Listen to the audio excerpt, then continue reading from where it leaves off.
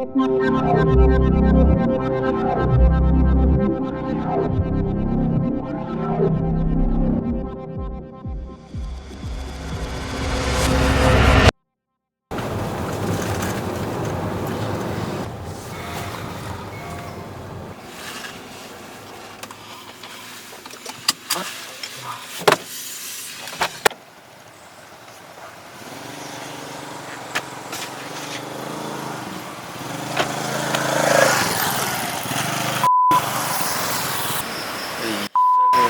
motor dia elok lah.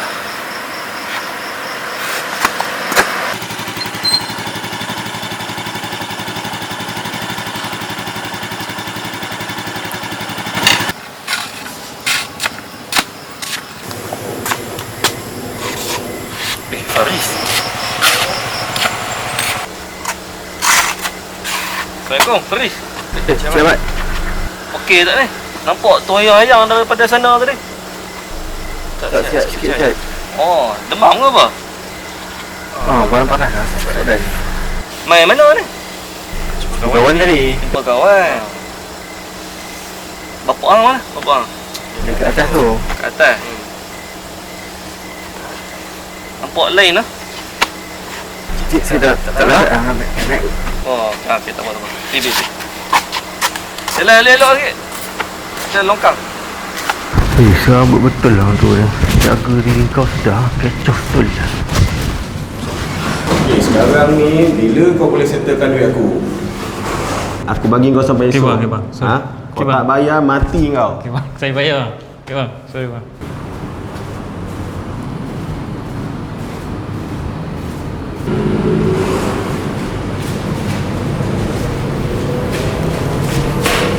Dek, kenapa tadi? Kenapa? Dek.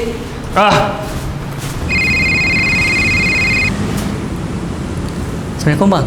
Waalaikumsalam, Dam. Ada mana tu? Saya baru sampai rumah. Ada apa tu? Dam. Free tak sekarang, Dam? Abang perlukan orang ni. Tolong angkat barang masuk kapal malam ni, Dam. Kargo baru sampai.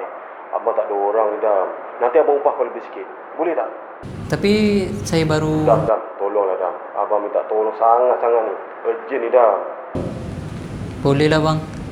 Kejap lagi saya sampai. Okey, Dam. Terima kasih, Dam.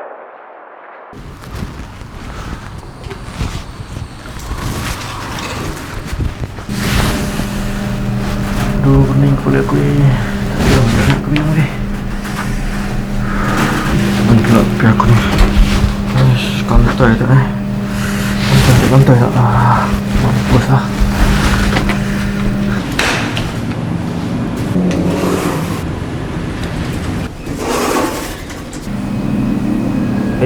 Kau nak masuk ke tak? Tak maaf bang. Perhatikan. Alah kau ni. Makan betul lah.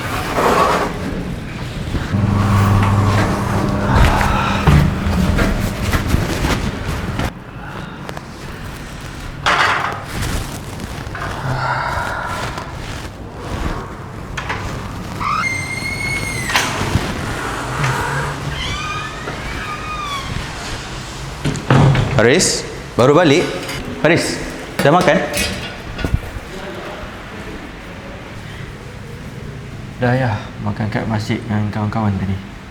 Okeylah Faris, pergilah rehat. Besok kita pergi subuh sama-sama, okey? Okey lah.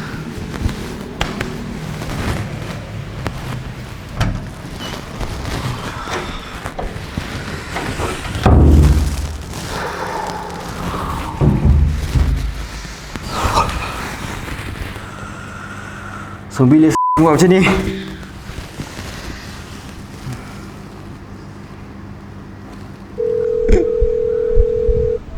Maafkan adik bang. Adik pergi dulu. Fik. Kau kat mana Fik? Fik.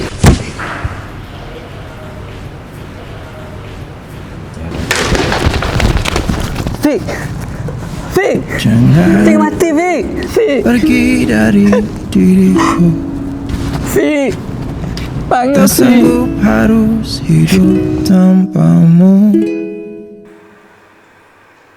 Karena jauh lebih indah bila kita bersama.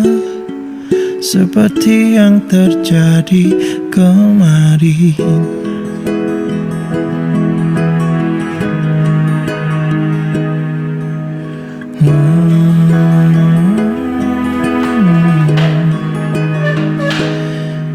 Kini harus aku lewati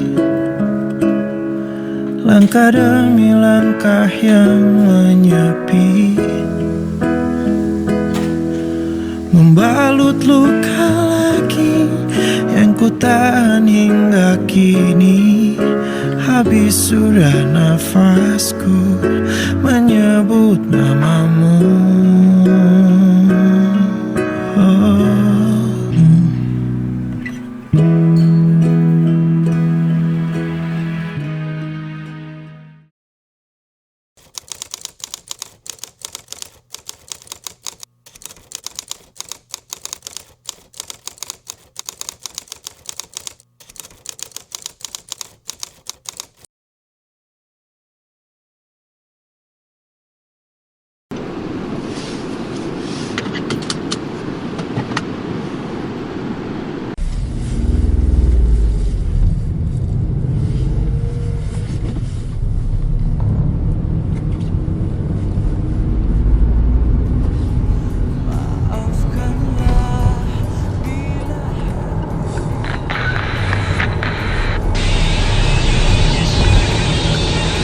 Ujung yang tidak ada sekatnya lagi disebut akhirat namanya. Tadi kan kita yakin setelah wafat itu ada kehidupan kan? Ini yang harus terpatri nih. Sebab kalau orang tidak meyakini ini, maka dia merasa hidupnya untuk dunia saja. Ini yang menjadikan seseorang itu memanfaatkan semua kegiatan dunia seperti apa yang dia inginkan. Makanya kalau ditanya, kenapa kok harus mabuk-mabuk begitu? Kapan lagi, kan hidup cuma sekali. Nah, ini kan gak ada hidup lagi. Kita itu hidup cuma sekali.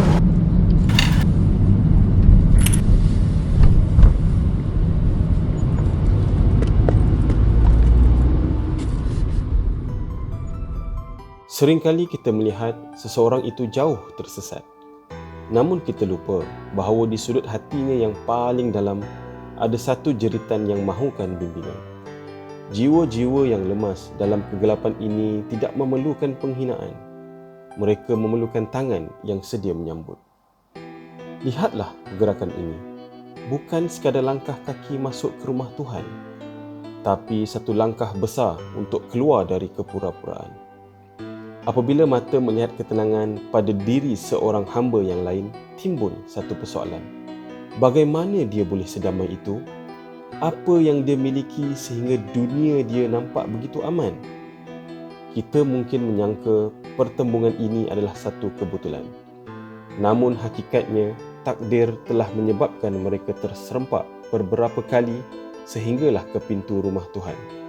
Kerana Allah telah menyusun takdir itu dengan sangat cantik. Tuhan sudah mengatur setiap pertemuan, tapi hanya masa yang akan menentukan bilakah masanya kita akan dipertemukan atas nama dakwah dan tarbiyah. Bagi kita yang sudah berada di jalan cahaya, adakah kita hanya mampu selamat sendirian? Ketenangan yang kita miliki seharusnya menjadi magnet yang menarik mereka yang sedang buntu. Hidayah itu memang milik Tuhan, tetapi kita adalah asbabnya. Satu senyuman atau satu salam yang ikhlas mampu menjadi titik tolak kepada sebuah perubahan besar. Tuhan tidak akan membiarkan pencarian seseorang itu sia-sia jika di dalam hatinya sudah ada tekad untuk memulakan langkah pertama. Kerana sesungguhnya perubahan itu bermula dari dalam diri kita sendiri. Sebagaimana firman Allah Subhanahu wa taala dalam surah Ar-Ra'd ayat 11, sesungguhnya Allah tidak akan mengubah nasib sesuatu kaum kecuali mereka mengubah keadaan yang ada pada diri mereka sendiri. Wallahu a'lam.